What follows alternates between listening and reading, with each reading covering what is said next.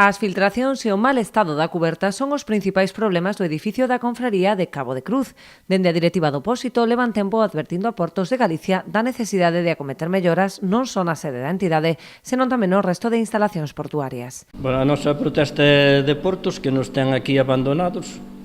A man de Dios está o que é a Cofradía metendo agua por todos os lados, os almacéns que temos aí para guardar coches, embarcacións, está todo o tellado desfeito, e aquí, veñen aquí, pero non fan nada. O pantalán está medio desfeito tamén. O rompeolas de fora, que protege o pantalán, está no fondo. E aquí non actúan para nada. Dinos que pidamos que o fagamos nós, que pidamos os cartos ao banco, pero nós non podemos afrontar semejante inversión. A estas necesidades súmanse os gastos para a contratación de vixilantes e asistencia técnica, posto que aínda están pendentes de cobrar as subvencións destinadas a este fin do pasado exercicio. De non facelo canto antes, advirten de que a viabilidade da confraría está comprometida.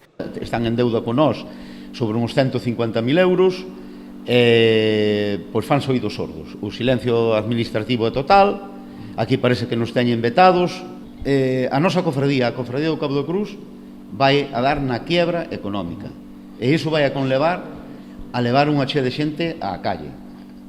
Vai quedar moita xente sin traballo, porque nós non somos capaces de manter isto.